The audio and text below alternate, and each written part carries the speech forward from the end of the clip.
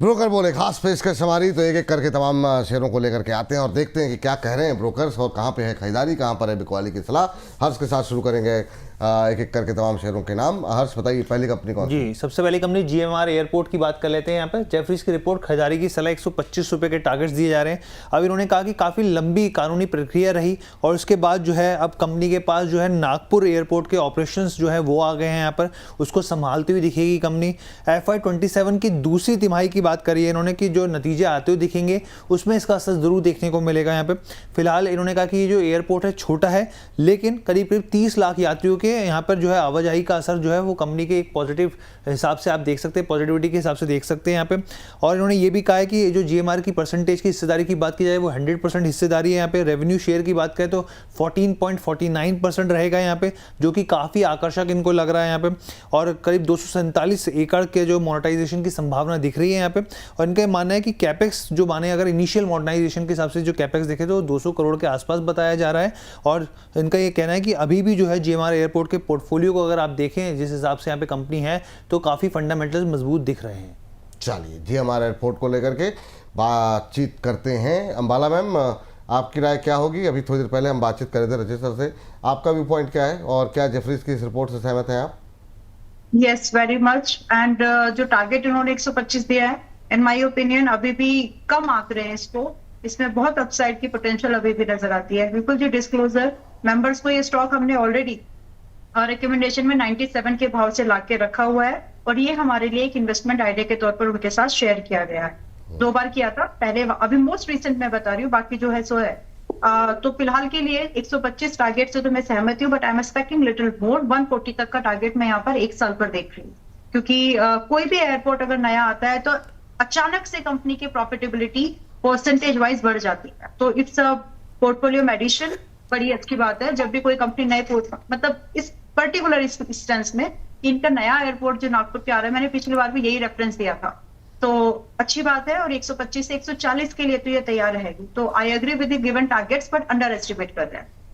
चलिए ठीक है, अंडर एस्टिमेट कर रहे हैं, ये बात है यहाँ पर। चलिए अगली कंपनी लेकर के आते हैं। हर्ष, अगली कंपनी कौन सी होगी? जी, वेदांता अगली कंपनी है यहाँ पर और इन्वेस्टिक की रिपोर्ट है। खरीदारी की सलाह 319 रुपये के भाव के उन्होंने टारगेट्स दिए। सबसे पहले उन्होंने कहा कि मैनेजमेंट ने जिंक इंटरनेशनल और सऊदी कॉपर बिजनेस के बारे में, उसके एक्सपेंशन को लेकर, उसके भविष्य को लेकर तमाम तरह की जानकारियां साझा करी हैं।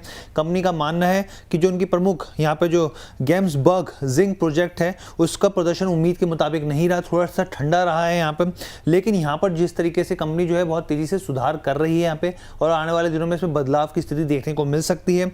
एक अच्छी क्वालिटी, अगर आप कहें गुणवत्ता के हिसाब से कहें तो मैग्नीज ओर नहीं बल्कि जो दूसरे यहाँ पे प्रोडक्ट्स जो पोर्टफोलियो में कंपनी के, वो एक बेहतर विकल्प हो सकते हैं यहाँ पे।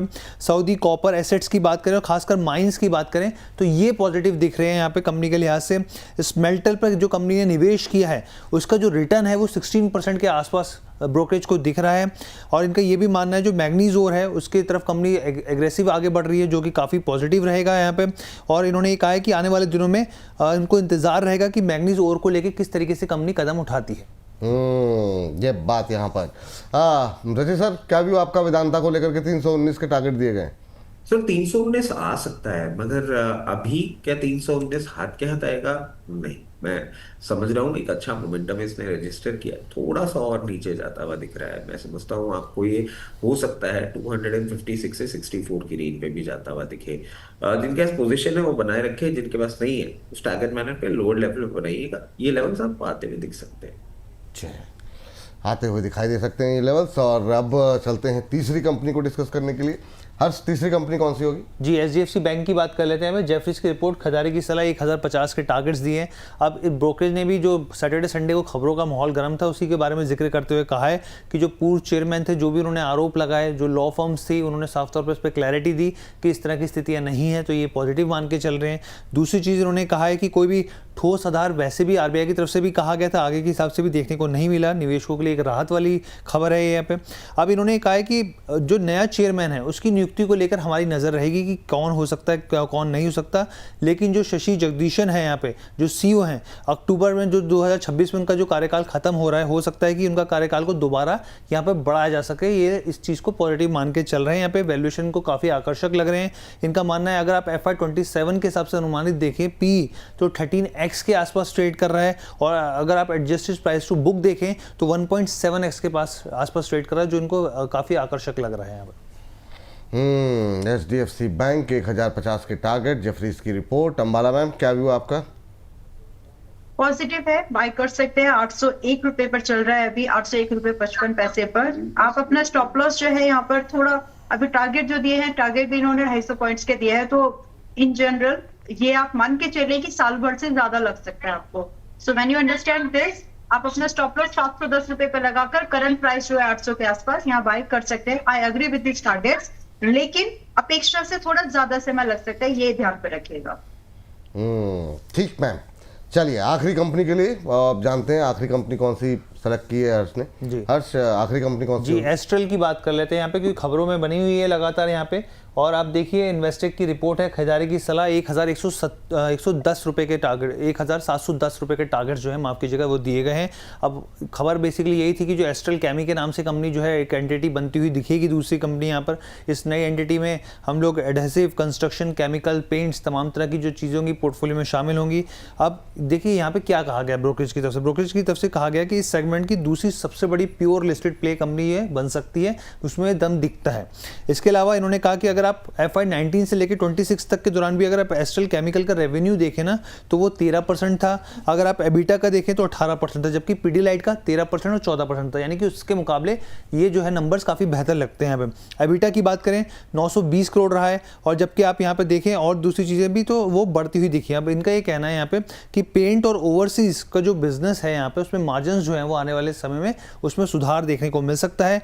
कैपिटल एलोकेशंस और हाई रिटर्न की संभावना इनको दिख रही है यहाँ पे, लेकिन ये ज़रूर है कि शेयर में शॉर्ट टर्म के लिहाज से एक सीमित दायरे में ज़रूर रह सकता है, लेकिन ग्रोथ और मार्जिन को लेकर री रेटिंग की संभावना बनी हुई है।